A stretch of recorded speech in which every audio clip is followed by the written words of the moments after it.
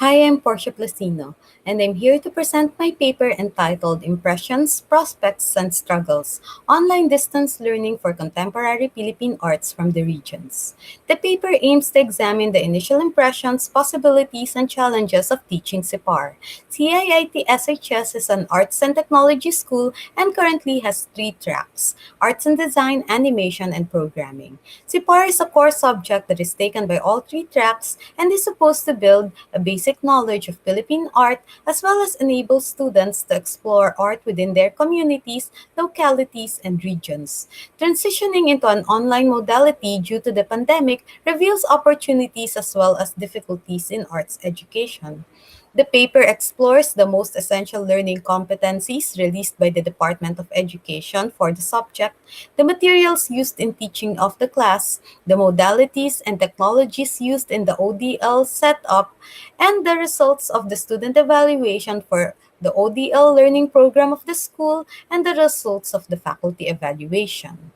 The paper intends to scrutinize the dynamics that affect arts education, particularly of CEPAR, from an institutional, technological, resources, and personal perspectives. The MILC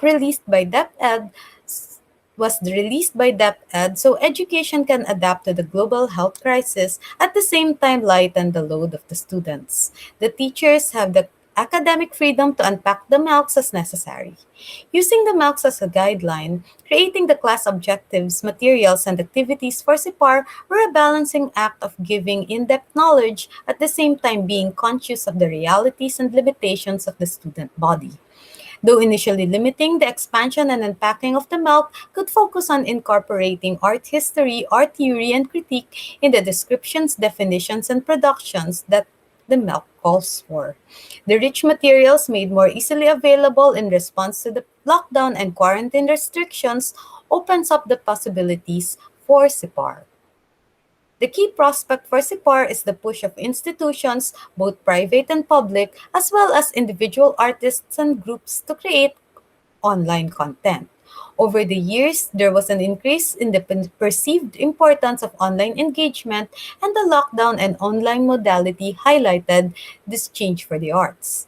In establishing the foundation for SIPAR, the now available materials could be curated to go beyond definitions and descriptions and attempt an experiential and contextual approach in the subject matter. Ayala Museum published dynamic content on art and history, which made their collection and the curatorial and art historical perspectives available for free. Though Ayala Museum continually held ticketed events, the release of curated free content gave relative easy access to the collection that would otherwise remain within the walls of the museum. Vargas Museum took a similar approach, launching virtual walkthroughs of their current exhibitions, virtual tours of their main gallery, and the art talks and conversation in their Facebook page and YouTube channel. They initially released a virtual walkthrough of Juni's Quarantine and Roberto Robles' Form Kata prototype. The exhibit walkthroughs tried to give an experiential aspect of contemporary art despite the given limitations of virtuality. The National Commission for Culture and the Arts has an active YouTube channel for the past 10 years. The Dayaw series for 2020 started with episodes featuring the Gawad Manilikan ng Bayan, videos and data of which were not easy to acquire in the past. The push for art spaces to provide online content enriches the access of contemporary art not just as objects, but also through theoretical, historical, and curatorial frameworks that are provided by the institutions. Aside from the museum's respective web pages, they have made their content available through various social media sites. The most popular ones are Facebook, YouTube, Twitter, and Instagram. These sites could potentially be accessed by about 76 million active Filipino social media users. Migration to online and digital platforms began in order to continue the practices in the contemporary art world. Exhibits, artist talks, and webinars became the site of discussions.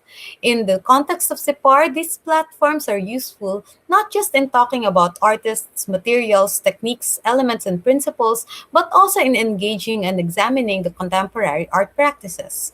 The discussions that once occurred in the White Cube Conference halls and specific locales are now accessible via social media, either through pre-recordings or live streaming.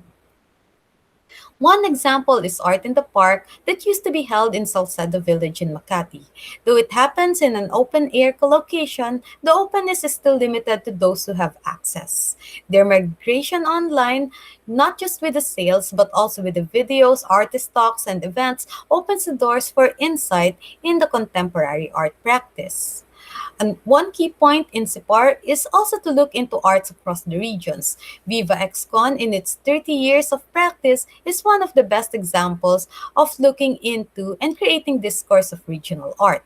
It involves exhibits, conferences, talks, and various other events focused on the Visayas that unfortunately remain inaccessible outside of the art world. The online shift, at least in some parts of Dasun, created content that can be explored online. Mindanao Art in 2019 also started creating accessible online content that gives insight to contemporary art world and practice in Mindanao.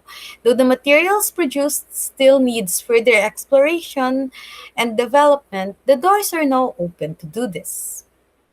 In the case of local groups such as the Lukban Artist Group, social media once again provided a space for exhibit and events. Though the group and page existed long before the pandemic, the shift towards online spaces gave the audience outside of the town more access to the Lukban Artist Guild's practice. In the same vein, Project Space Pilipinas, an artist-run space also from Lukban, Quezon, continued their practice online. Their project Quarantined Lives opened doors for artists to reflect their thoughts and experiences of the pandemic through one-minute video work. This was later turned into a video installation open to the public when the lockdown regulation eased. Online publications, though already common before the pandemic, would also provide CIPAR resources that were not as accessible in the past.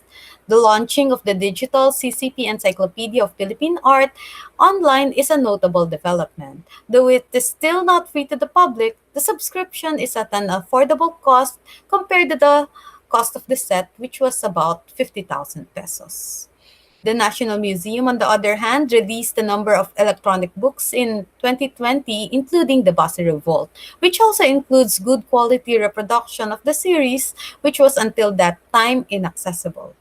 Project Space Pilipinas, similarly to the other groups, released their independent publication, Traffic 2020, online for free. These resources could enrich the unpacking of the DepEd milk, particularly in contextualizing art and expanding the horizons of practice. Instead of promotion that the milk calls for, engagement and discourse could be critical and enriching path for arts education. The lockdown and continued quarantine restrictions limited the contact with the community that CIPAR was intended to engage with. Online sites, particularly social media sites, became the point of contact for students, their teachers, and the art community.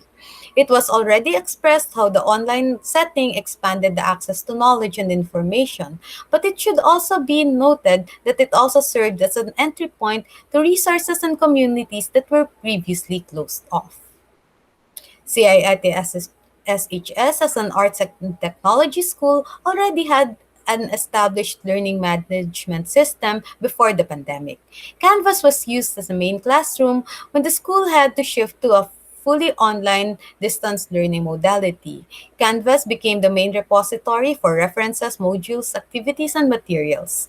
This was supported by EduSuite for grades and enrollment management and Slack for faculty, employee, and management communication. Google Meet was the chosen platform for synchronous classes. These technologies work with a certain learning adjustment for both the students and the faculty. The teachers were free to use other support sites and applications. Though the school prescribed MS Teams for chat and communication, student preference still came into play as they rarely, if ever, used their MS Teams account.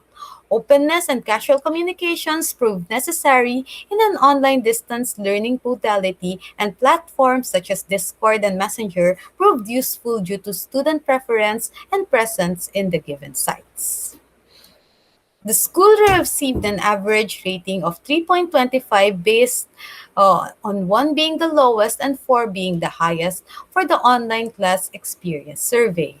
The same rating was used in the student evaluation of the teacher and the classroom observations. The result of the student evaluation for the school in general and the faculty in particular give insight into the response of the students in the ODL program of the school. The initial data suggests that the school and the teacher managed to create and execute the ODL program in an acceptable manner, but challenges such as connectivity issues, workload, and sustained engagement remain part of the complexities that still needs to be addressed. The struggles in online distance learning includes uh, adjustment to the online distance learning platform, the amount of activities and assignments, and the fluctuation of internet connections. It goes without saying that the premise of the paper involves a certain privilege and access for the students and teachers. Though not without struggles, the students are assumed to have, at the minimum, capacity to pay a private school tuition, access to gadgets, and a fairly stable internet connection. The same applies to teachers who are equipped with a laptop and provided load and internet subsidies.